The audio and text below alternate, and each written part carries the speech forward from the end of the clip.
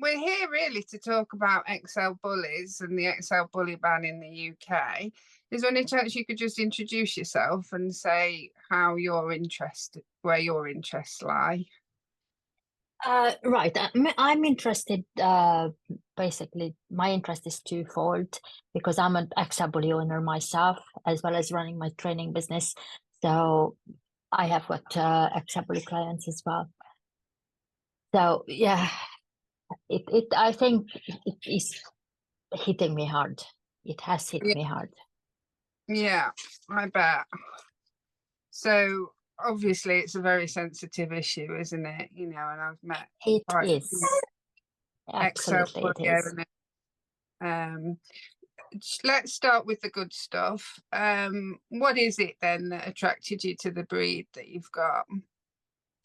Well, it hasn't been a decision that, oh, this is a cute puppy and let's have the puppy. It was basically because through my business, I have specialized towards bully breeds, Mm, having a staffy myself and basically training my staffy and the challenges that I have faced with this special pup, basically that started me on the behavior route and learning more and more about dog behavior.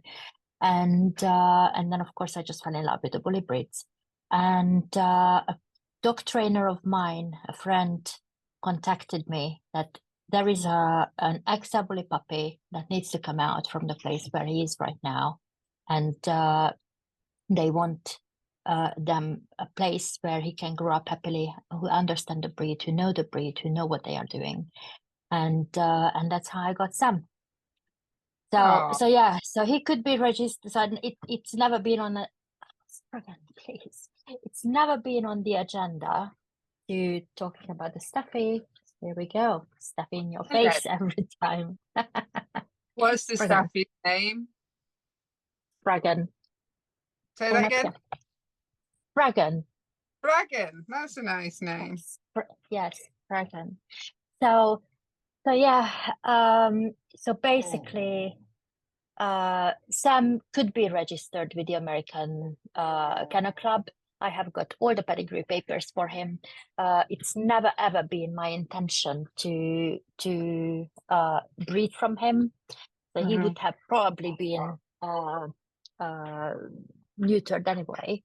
Although I have had male dogs plenty throughout my life, and as I come from Hungary, it is not really in the culture to neuter dogs unless Hmm. it is for medical reasons, a male or female.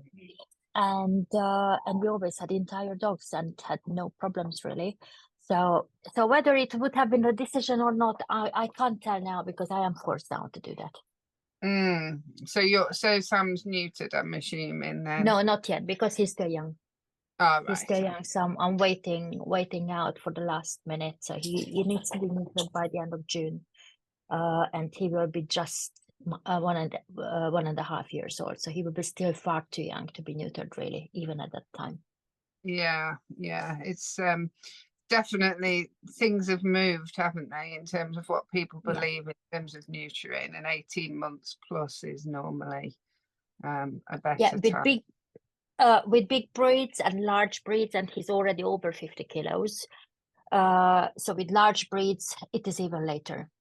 Yeah. It would be at minimum age, I would say, would be two years. So somewhere between 2 to 3 years would be the minimum age for neutering for them. Mm, So it will be mm, too early, still too early. Hopefully there won't be any behavior changes with him. He's mm. still not the most confident pup. I'm building it as much as I can. I hope that after neutering, reactivity won't be an issue that I will have to face with. Yes, I mean, this is one that quite a few people are facing at the minute, isn't it? Mm-hmm. Low Yep. testosterone levels. It's not ideal, is it? And the No, sort of no, a blanket decision to neuter every dog. Uh, it's not a great plan, really. it is not, and exactly that is my fear that in the future, in the next coming up 1 to 2 years, 3, 4, we will be facing more and more behavior issues Mm, with dogs that would have had no behavior issues before that at all. mhm, And it is, again, comes down to different factors. It's not only the neutering, but also the lack of exercising, the lack of mental stimulation, the lack of basically everything, because their whole life is changed upside down. And I'm sure that a lot of owners are completely clueless. So if you browse in the XL Bully or the bully community Facebook groups, people have got no idea how to, because basically they think that if I walk my dog for hours, that is enough for them. mm, And now a lot of them, even the muzzle training hasn't happened a proper way for a lot of dogs. They will just simply chuck the muzzle on, and they become more fearful than ever. They just hate their walk. They hate going out. So yeah, I just can't even imagine the impact of this decision in a few years' time. The mm. backlashes of that. Definitely. So, you mentioned that, people are finding it really hard to know what to do best for their dogs. So, obviously, you've got a lot of experience with bully breeds. Where do you start? Where do you think the training needs to begin? Definitely not with the sit down stay. So Mm, that a lot of people just so proudly, oh, my dog can wait for the food. Okay. Uh, mm, So yeah, this is absolutely great, brilliant. I don't ask my dogs to wait for their food. Uh, I don't believe that skill, waiting for their food, transfers into real life. So they won't wait to run out to chase the cat or chase another dog or want to meet other people just because they sit and wait in front of the ball. So that just doesn't make any difference to me. And also the other behaviors that yeah, you can ask a dog to sit and stay and down at home, and what happens actually in real life. So where this training should start as confidence building. Confidence building is a skill that we can give to our dogs. So confidence building, teaching the dog to play, because bullies are bullies. Then and it's not just because of their head shape, because the bull breed, but they are rude dogs. They are just no manners at all whatsoever. So teaching them, and they have got a special play style, the really rough house playing style, that they just bump into each other and just put their paws on other dogs, and they don't realize when other dogs are just, even I can see it between my two bullies, that at the moment they have got not much interaction between the two dogs, because they are at completely different stages of life. One is still a puppy, an adolescent, a pain in the bum at the moment, with 13 months old, nearly 14 months old tomorrow. And the other one is nearly 7-year-old, and still playful, but she doesn't want the other dog into her face, and Sam just won't listen when Spraggan is giving all the signs that no, I'm all right around you if you can just simply lie down, and just they are communicating to each other. mm, So this is very important. So confidence building, the playing, because with play, we can achieve everything that we want with our dogs, and our communication style toward our not style, our communication improved as well, understanding what the dog is communicating, and what actually how the dogs will understand what we are saying, and just teaching them the skills uh, to be able to settle, to be able to uh, yeah, just to settle and be calm mm. around themselves, and just be fine, basically, and not to be in your face all the time. So teaching them independence as Yeah, well. So definitely. I'm rather skills building than teaching behaviors. Hmm. I just started to teach behavior, and he's over 1 year old. I just started to teach behaviors to him. I Yeah. wasn't really first teaching about behaviors. No, he needs to be comfortable in himself, doesn't he? And feel confident in the Yeah, world around, you yeah, know. absolutely. Oh, it sounds like your job anyway. So, what would you say to people who say, "Oh no, no, don't believe in positive reinforcement at all. Doesn't work, won't work on a bully type dog." What would you say to them? Well, I don't say anything. I just show my dog that, but actually both of my dogs, because Spraggan grew up with game-based training the same Mhm. way with building concepts and skills, and she's been a dog aggressive, uh, reactive dog, reacting across the field and just wanted to go and kill everybody basically, and she did do harm, so she has got a bite history, and bite history that needed medical attention and stitches in the other dogs. So so at the moment I can take her to classes, I can take her to meet other dogs, and it all happened through positive reinforcement, positive reward-based training. So also with Sam, when oh no you can't because these breeds, basically with the XL bullies, the main problem people are coming to me that yeah, they want to run up to every dog and they are pulling on the leash. So pulling on the leash is the massive issue, and then they are putting, oh, it's only the prong collar or just a slip lead that will help. And then I show that, oh yeah, and they only learn to pull in a harness. Harness doesn't work. Mm. He learned to walk on the lead on a harness. Now sometimes I take him out just in the collar because it's just easier to put on, just quicker. But he only started working on a collar only after he learned Mm. how to do Lustig Crusade. Once he had the skill, Mm. and yeah, so I don't really think that uh arguing with these people, because they have got their they have got their belief system, and changing the belief system is very very difficult. Yeah. So I can only showcase that how I'm doing things, why I'm doing these things this way, and and and I do accept clients who use prongs and slip leads. I had clients, and then we just transition into other equipment, Mm. and they haven't reverted back to the prong or to the slip lead. That's good. Because it is a very tricky situation at the minute. Some people are out there wanting the quickest fix possible, aren't they? And Yes.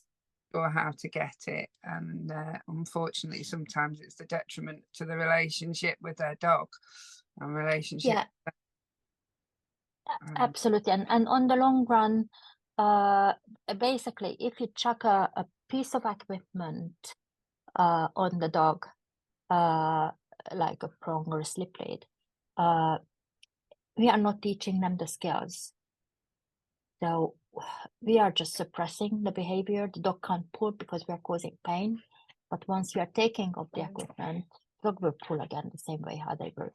So that's all basically. I'm asking that, how does your walk on the lead if you take the slip lead off? How does the dog walk on the lead if you take the prong collar off?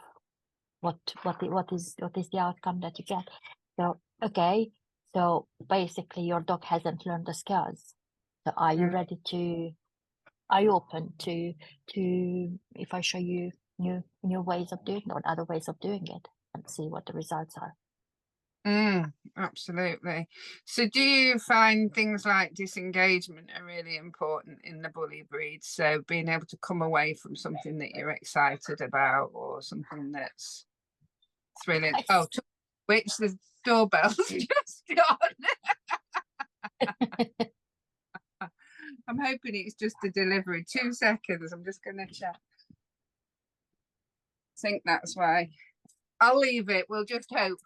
I'll just tell the dog seconds. Right, okay. Okay.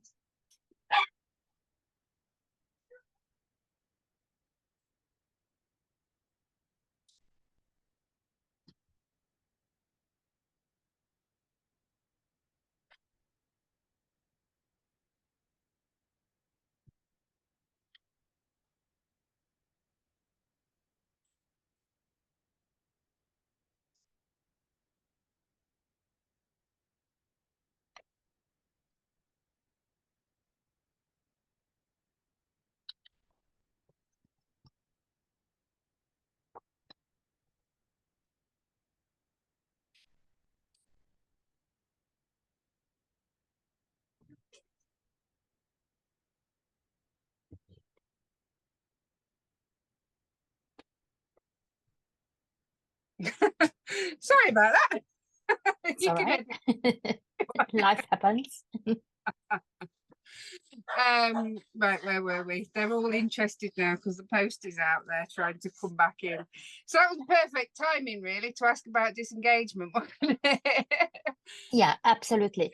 So basically, disengagement is a skill that we need to teach not only to our bully breeds but to any dog, because they, again, that's a skill they are just not born with. Because dogs are inquisitive; they just go want to check it out, and then what decision they make after that. But with spaniels, I can see it so much. They just want to be in your face all the time. So disengagement is absolutely a skill that I start with any breed, not only bully breeds. So basically, disengagement is when they can just they focus on something and they can come away from what they are focusing on. And the thing is that if you look at that, why this breed was bred, or why this breed was created, basically the ancient line in the bully breeds with the staffies, they were independent dogs. They were running out around the household and were chasing rats and catching all the rats around. So when they are focusing on a task, they will go and grab and chase. The bigger mollusks types of breeds, they were again bred for bringing down bulls. That's where the name is coming from, bull breeds. Again, once they are focusing on the task, it's not in their genetics to let the thing go, because that's what they were bred for. On the other hand, yeah, because we are talking about XL bullies. With XL bullies, it is they are completely different breed. They look like the bull breeds, but in their traits, basically the predatory drive, that part, the grab is still there, but at the end of the predatory drive, the chase and the grab is not there anymore. So the big problems over here in the UK is the breeding, because what I see with the XL bully attacks, that they are not XL bullies.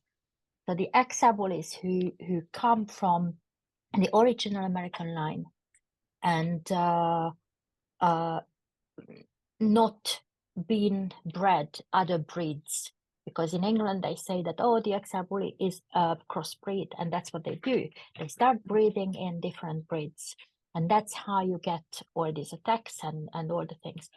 Sam hasn't got much of a prey drive. A fox was running in front of us and he didn't even notice. I was already ready with my lead that I will have to step on it and stop him from running after the fox. He didn't even notice that the fox was there. Even the staffy. Okay, now we did a lot of. You are in the way. There we go. Spraggan show start. Spraggan, get out of the way. Spraggan. Hello. There we go. Oh my God. You're getting some love.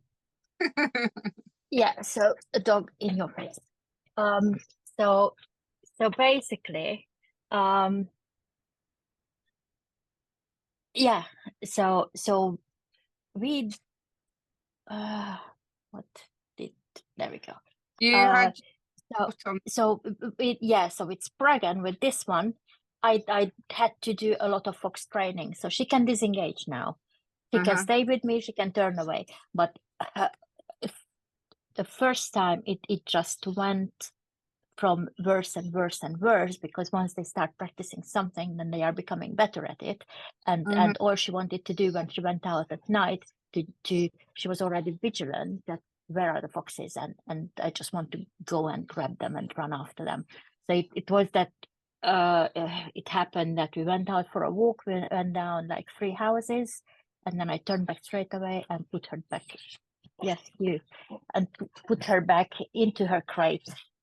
straight away, and then she went to sleep for 1.5 hours. Because she wanted to chase the fox, and she had a complete meltdown because I didn't allow it. With Sam, I didn't have it. With Sam, even with the cat, Sam wants the cat to move. So it's more like what the herding breeds do. It just stomps in front of the cat, wants to get the cat run, and then he can chase it. So he has got the chase, but at the end of the chase, he hasn't got the grab. He hasn't got the grab bite. So that has been bred out of them. And basically in the UK, what they were doing, that no, this dog is not good enough without the grab bite at the end of the predatory chase or predatory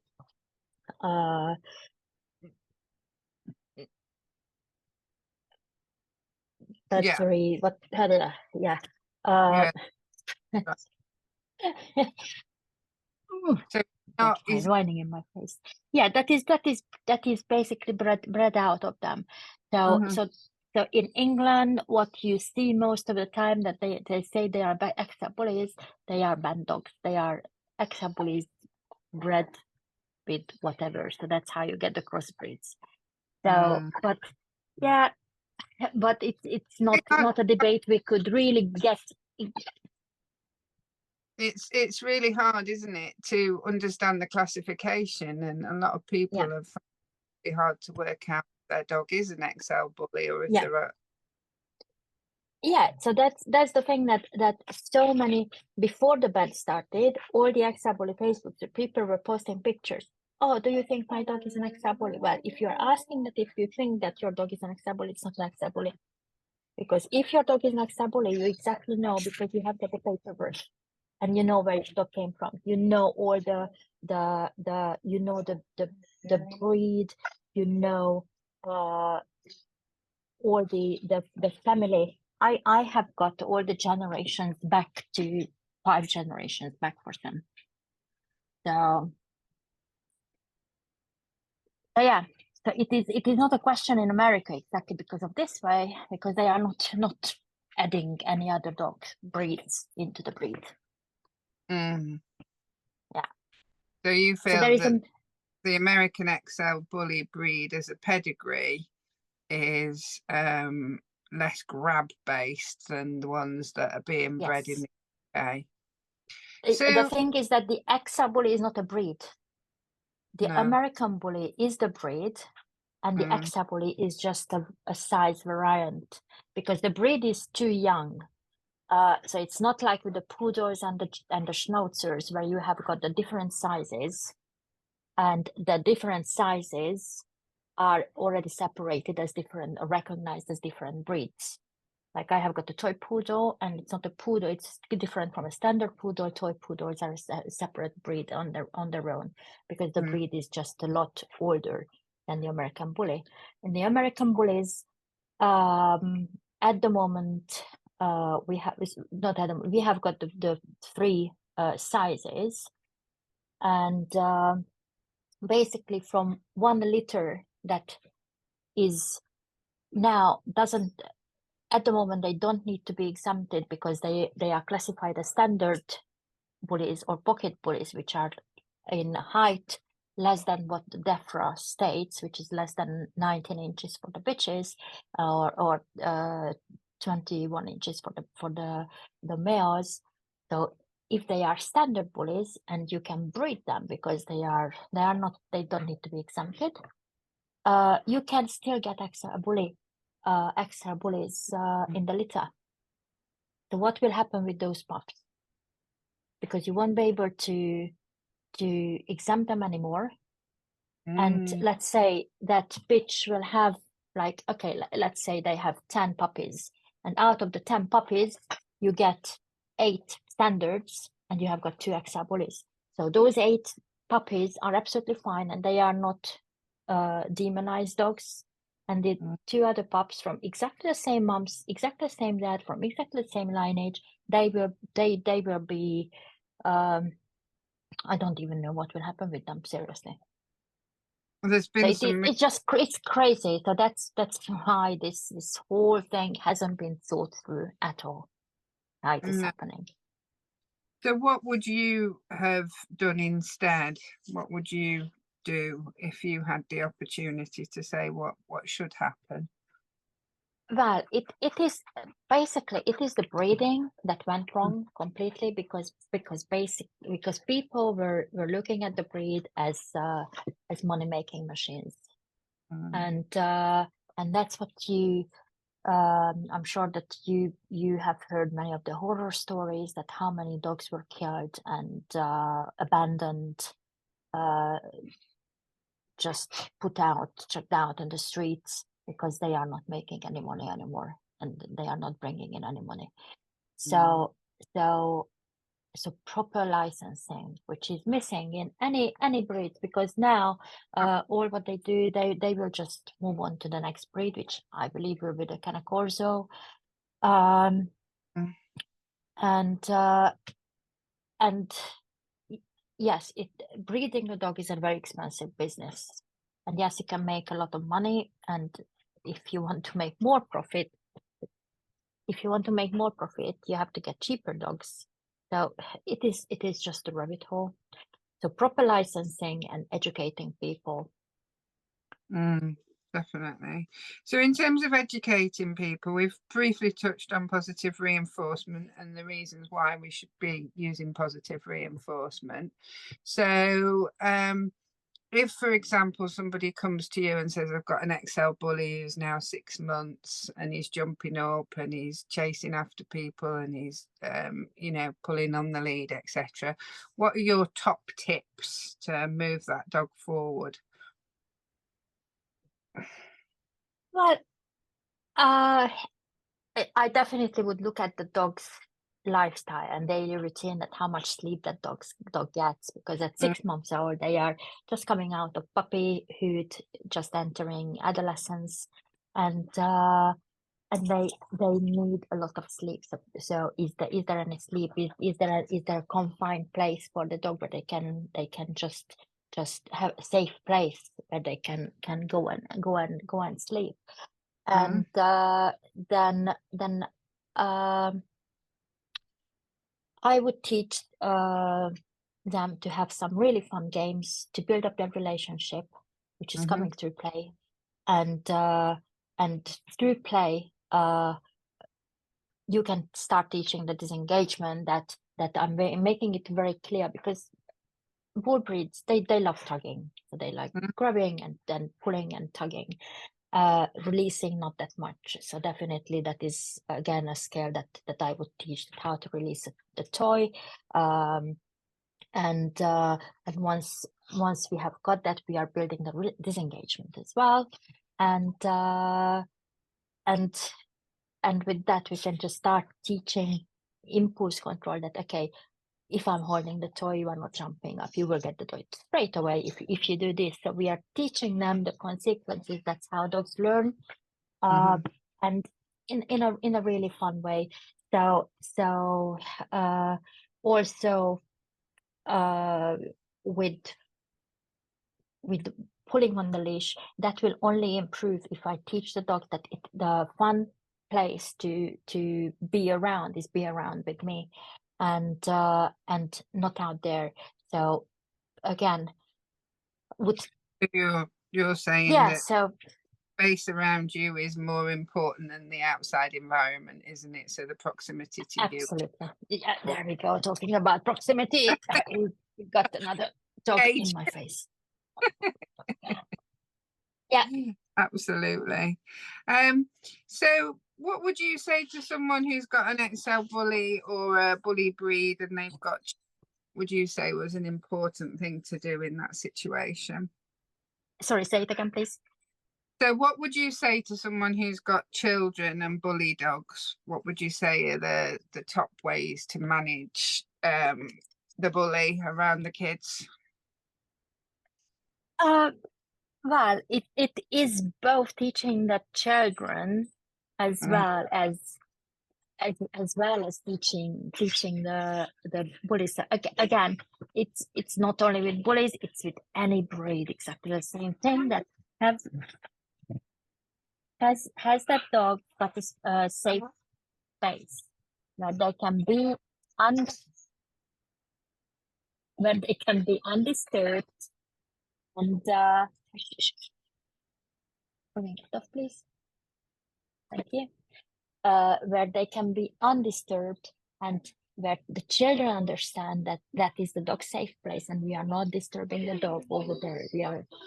So we can have the playtime separately, and probably I would even say that no playtime in the house, but playtime out in the garden, and so make it very clear the bound. Spriggan, enough. Thank you. So I would make the boundaries very clear for both the children and both the dogs. That where they can play, how they can make that interaction. Because dogs are just like children; they will just wind each other up, and Exactly. children don't understand dogs' body language, just like dogs don't really understand what children do, because children are just novelty and they are completely surprising in the way they move and talk and walk and shout and scream.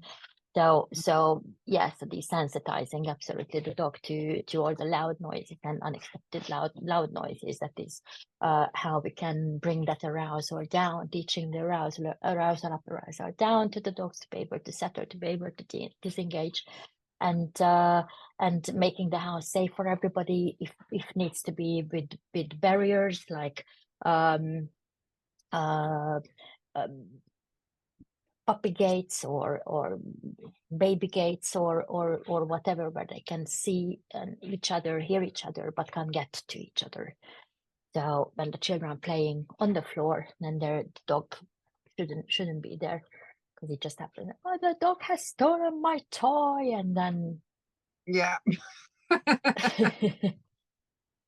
I had a 3-year-old daughter with 2 puppies. I know this feeling well. Yep. Yeah, absolutely.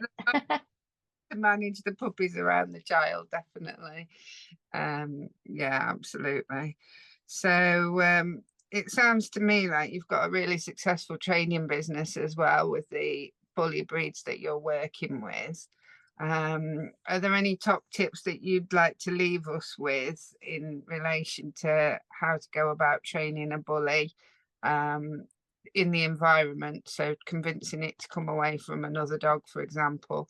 And you also briefly mentioned muzzling as well, and positive reinforcement around muzzling. I've recently seen an XL bully with a muzzle on, as you described, that was just put straight on. And as soon as the muzzle came out, he was really upset. What would you say to somebody about how to muzzle train, or how to build that sort of confidence in wearing it in public? Yeah, so muzzle training doesn't happen in minutes. It took us months with Sam. It took me years with Spraggan, so it depends on the dog. And with Spraggan, I had to just start with so many different types of muzzles until I found. With Sam, at the moment, it's still not the best muzzle, I would say, that he has. So I'm still waiting for one bigger that arrives, because the problem was that actually the muzzle industry wasn't even prepared with the sizes for them. And and then I would like to see a dog that is happy when they see the muzzle. Like when I came downstairs this morning, Sam, because now he can reach everywhere, so I'm getting the counter surfing with him. So I have to make sure that everything is well high up that he can't reach. And he was just happily playing with his muzzle. So, okay, so this is a dog that actually is quite happy around it. So the squeezy cheese can be a really good option if your dog likes it, or use a tube with liver pate or something that your dog thinks that is really yummy, that you don't really use any other time. So keep it really high value, so not using it all the time, because it will just lose its value. Okay, get off. Seriously, off now. Thank you. And just very slowly make, right now they have to wear the muzzle, so you just make sure that you are just feeding in the muzzle, trying to make some good games, find it games. I even at the beginning, if you have got a muzzle and your muzzle training is spoiled, your dog doesn't like the muzzle, what you can do is get a cheap muzzle, cut out the front bit of the muzzle, and so their mouth is still open. So at home, because you can't take the dog outside like that because it's not compliant with the government rules and guidance at the moment. But at home and in the garden, you can still play the games with a muzzle that basically is like this, that is open. So the dog is used to it, that there is around their muzzle, and you can find play find it games where we are just starting the dogs into the seeking system mind instead of the avoidance thing. So once we can swap that mind at how they are working and they are happy to find that food, then they will not notice that actually they are wearing the muzzle because they are quite happy doing other stuff. That's when they will be able to see the transitioning, and don't stop playing games just because there are muzzles there. At the moment with Sam, we are playing football. He can't grab, but he can push it with the muzzle. So basically, I'm just transferring the value because he would love to grab it and hold, because holding and carrying in the mouth, that's a massive value for him. So that has been taken away from him, obviously, that he can't pick up sticks anymore, can't pick up toys, can't take a ball outside, we can't play tug outside, we can't do any of the things that where he can use his mouth. So all we can do is transition it to the nose, that yes, you can sniff. We are doing a lot of sniffer games, and you can use your paw, and you can still use your muzzle, but just to push things, and because the chase is such a high value for him, then if there is a plastic bottle that we can just push around and play football, and he can chase it and grab it, but he's quite happy about that. So just make it fun. Stop and play games while you are out there, and you will get that the proximity is quite important. And whenever you notice that your dog is looking at, because they stop and what bullies do, they just talk, they stop and stare at things for ages, and then they lunge. So before the lunge starts, that's where we can interfere, that leave them watch the thing, and give them the time to process, because they need the processing time, and then when they have watched it for a while but they are still calm, then move them away and teach them a cue how they can move away from things, teaching them that the tension on the lead, that is a sign to move towards you and not away from you, not pulling away, but coming back over to you. And again, you can use a lot of squeezy cheese or whatever, you can just push through, because unfortunately their mouth is completely a different structure, and once they have got the muzzle, they can't really pick up any solid food, but they can still have what he does, he just pushes his muzzle against something and they can lick it. So he can still lick things. Hopefully the bigger muzzle that arrives, that will allow him to use kibble as well, again, because that would be great if he could still pick things up, but in a safe manner. So yeah. That sounds brilliant. Thank you very much for that. That's been really helpful. Is there anything you'd like to add to the conversation before we go? Oh, just keep loving your dogs. Don't give up on them. And if you're stuck, just ask for professional help, because help is always out there. We are always just a phone call away. Yeah, games-based training is brilliant, isn't it? It really helps. Yeah, absolutely. Enjoyment of life. Yeah, exactly. You just